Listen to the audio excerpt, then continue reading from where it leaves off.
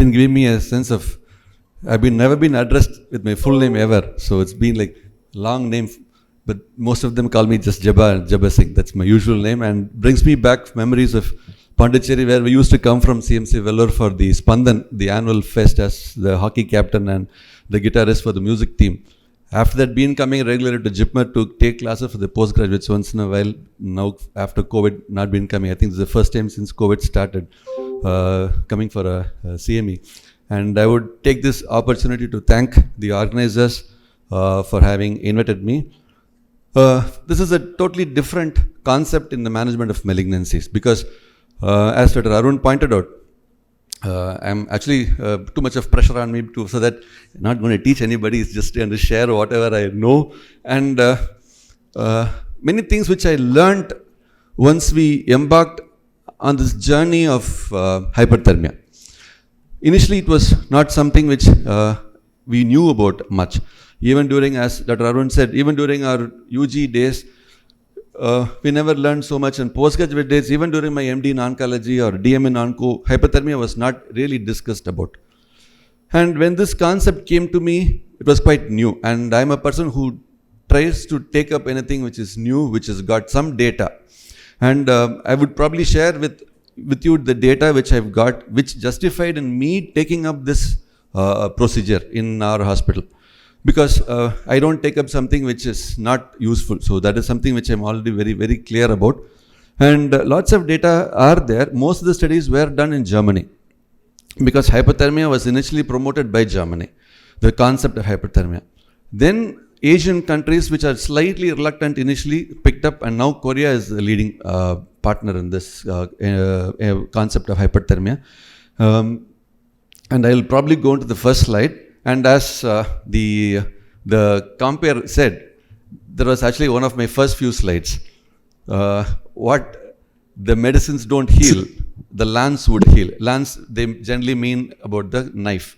And what the lance could not heal, the temperature can, or heat can. So that is the concept of hyperthermia. And this was one concept, because even during COVID, there are lots of studies which were done in the intensive units, even way back in 2015-16, where studies were done in ICU patients who are admitted with sepsis and fever.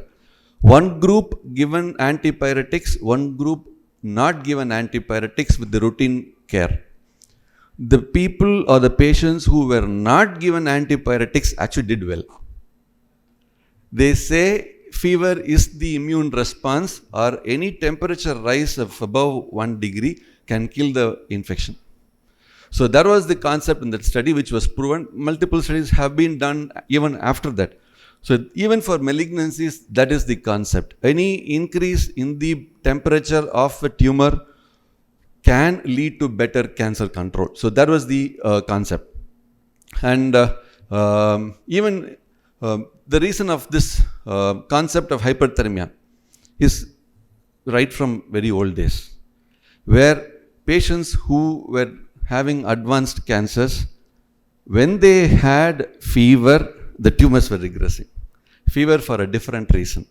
So these were the anecdotal causes are picking up by the people in the West at that point of time, and then contributed to the development of hypothermia and the treatment of cancer.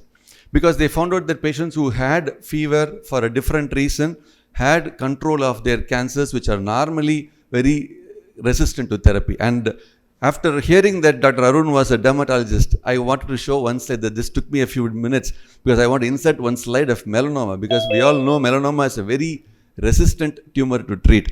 And I will show you one photograph of this was again from the literature, a person who got cured of melanoma with hyperthermia. So that is something which I wanted to share about. Next slide, please. Yeah, that's fine. And next slide.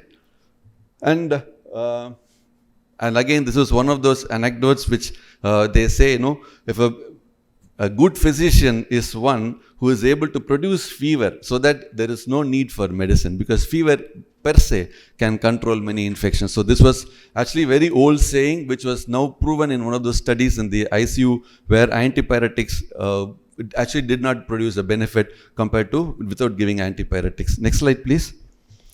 And again, this was the one which I earlier alluded to. Patients who developed fever due to a different cause had control of their tumor. So this was again observed and then contributed to the development of hyperthermia. Next slide, please. And this was again the another point which I alluded to, where patients who had confirmed sarcoma and developed erysipelas, we know that is a bacterial infection with fever, had control of their disease after the episode of fever. So again, this raises this concept of temperature controlling tumor. Next slide, please. And again, the local temperature increase can control tumor. So this was the initial phases of localized hyperthermia which started to develop. Next slide, please. And this was again in an inoperable uterine cancer, where patients who've been exposed to temperatures above 45 degrees centigrade had excellent survival. Next slide, please. So, few points about the methods of hyperthermia. So, hyperthermia can be given to the whole body, that is using extracorporeal heating of the blood and then giving the blood back to the whole body, just like how we do dialysis. This can be used for extensive tumors. The only problem is the temperature should not be more than 41 degrees. So that is very temperature controlled. Any increase inadvertently can lead to complications. So that is, this should be done in a very controlled group and very carefully done. The next is a regional hyperthermia, where we usually give it for sarcomas, where the blood is taken out from that particular pelvis or from the limb, shunted into the system, heated, and then brought back into the same limb. So this is called regional hyperthermia. We use it for usually we use it for melanomas and sarcomas, which are not very chemosensitive or radiosensitive. We use it for them. These are available. And the local hyperthermia are the common machines which are available. It's the easiest to operate and absolutely non-toxic. There are no known side effects except for some mild blistering or some irritation on the local skin. And this is what probably I'll be talking about today, because this is what is commonly used for most cancers, and it is the easiest to operate, and I think demo has also been there. And I'll tell you about the methods of producing this hyperthermia. Next slide, please. And we've got, just like how chemotherapy acts, there are direct effects and there are indirect effects. See, next slide, please. And the direct effects is when the cells get killed with the exposure to temperature. And 44 degrees are enough to kill a cell. And I'll show you the next slide where it was initially proven. And just a single exposure to 44 degrees centigrade can kill a cell.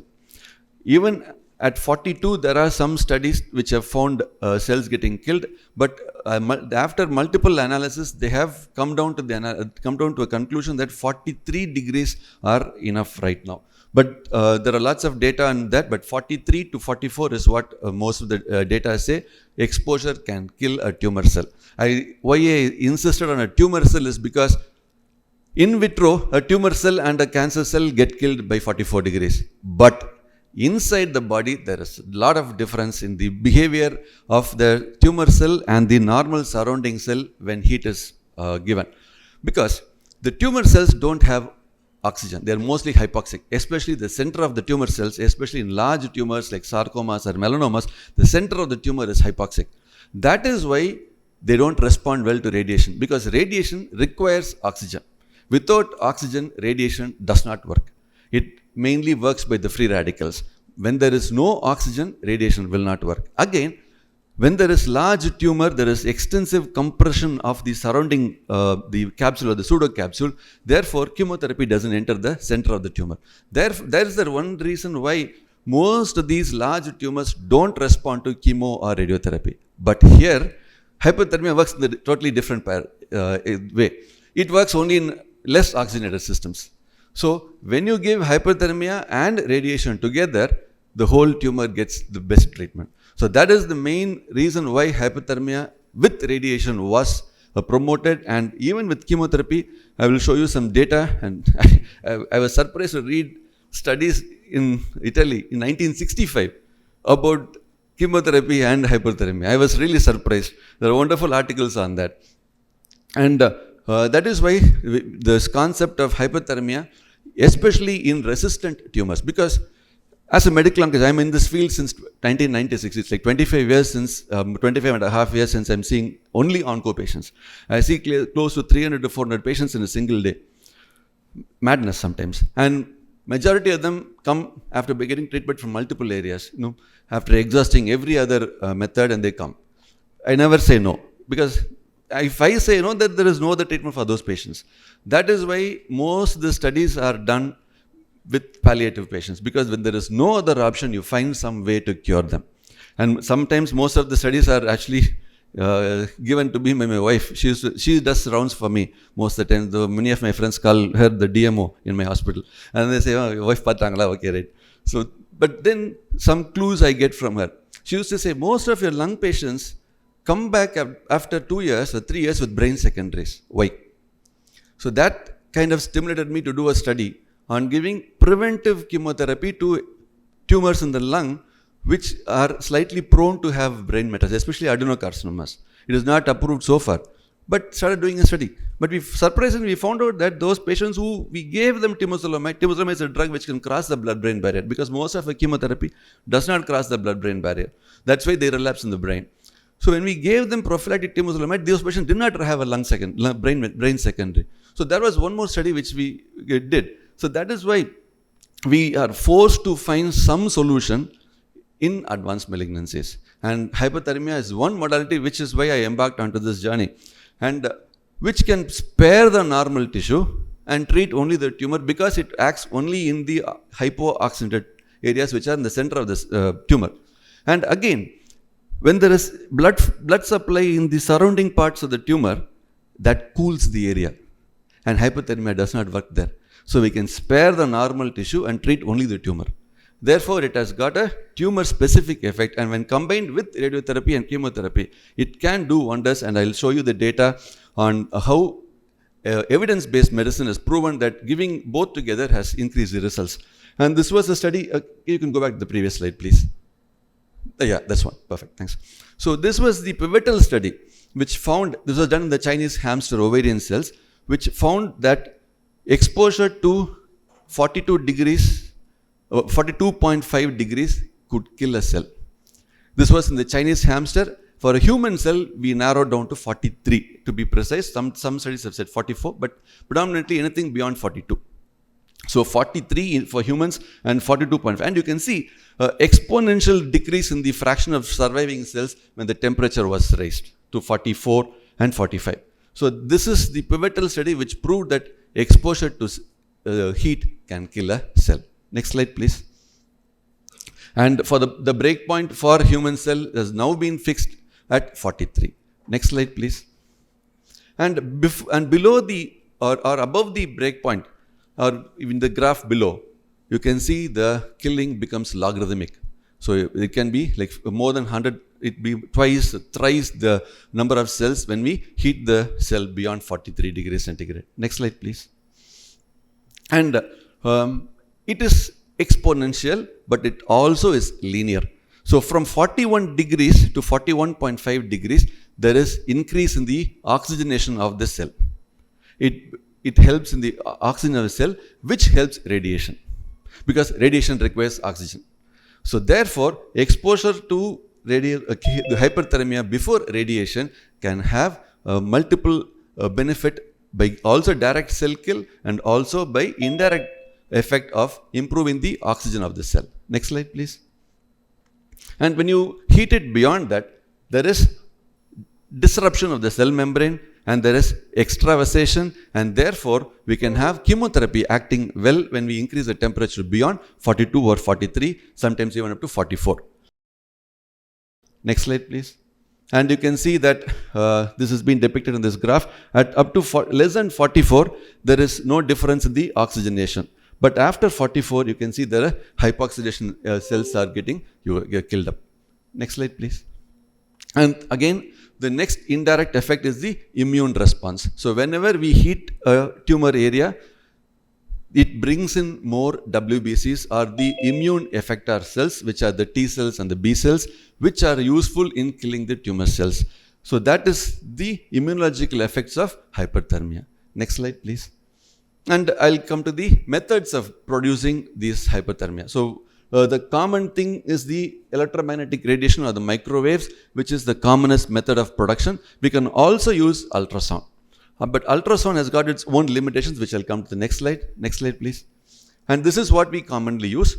It is by creating microwaves which can increase the temperature, and for superficial tumors, we can heat it up to 4 degrees, 4 centimeters. For tumors which are present in the cavities, like the cervix or rectum, there are needles which are now available which can increase the temperature at that particular area of interest, and that can go beyond 4 centimeters of 4 centimeter sized tumors. Next slide, please. And ultrasound, it is quite easy to produce, but the only problem is the area of interest is limited. So it can be used for small tumors. So that is the only limitation with an ultrasound. Next slide, please. And as I had said, tumors are cells which contain less O2 and they are at low pH. So these are the areas where hyperthermia actually works, and that is why it is tumor specific and it does not produce much side effects, because it has got a normal cell sparing effect, because normal cells have got good oxygenation and good circulation, which cools the cells when we expose them to hyperthermia. And there are some studies to say even one exposure is enough to kill a cell before radiotherapy, and there are studies to say just twice a week exposure to hyperthermia during the course of radiotherapy can increase the cure rate by 100%. That is, 45% curable tumors can be cured to up 90%. So that is the main advantage of having this hyperthermia, because their effects are long lasting. It is not immediate only. Next slide, please. And again, hypoxia and radio, you all know, as I already mentioned about hypoxia, which prevents the effect of radiation. Next slide. And the one more main advantage of hyperthermia is, as we all know, radiation works during the M phase of the cell cycle. So cell cycle has got G, M and S phase. The G is the phase where there is the resting phase, the S is the protein synthesis phase, and the M is the mitotic phase. So radiotherapy and chemotherapy work best in the M phase, when the cell is dividing. During the protein synthesis or the S phase, radiotherapy and chemotherapy don't generally work, except a few chemotherapy drugs which are S phase specific, but not many of them. But hyperthermia is sensitive, it works during S phase also.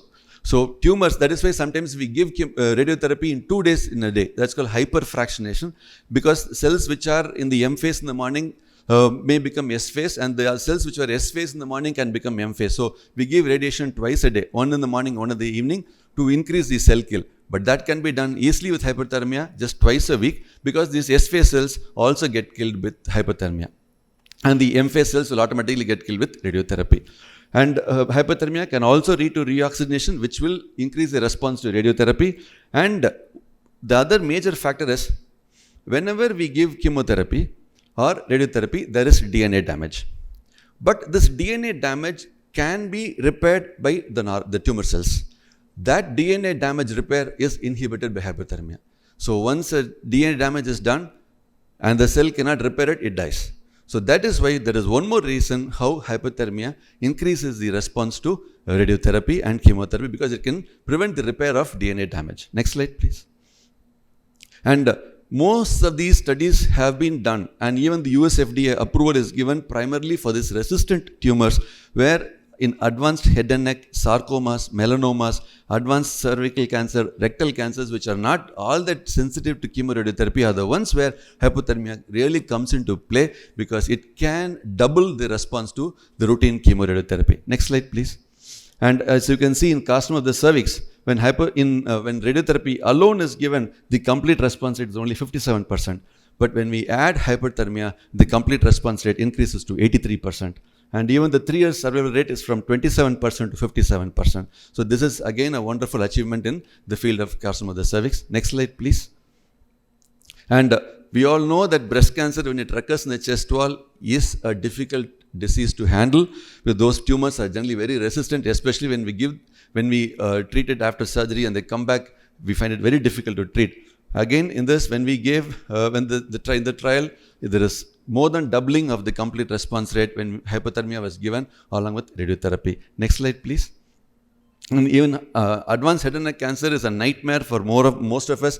Even one of my very first international trials, which was published in the European Journal of Cancer in 2006, was on advanced head and neck. Because in Madurai, we used to see a lot of advanced head and neck cancers, people coming with large nodes, large tumor volumes. The cure rate was dismal, 25-30%. That was when we embarked on the study of Raficoxib. Raficoxib is a COX-2 suppressor. Now we've got Etericoxib. At that time, we had only Raficoxib. We gave Raficoxib twice a day along with chemoradiotherapy.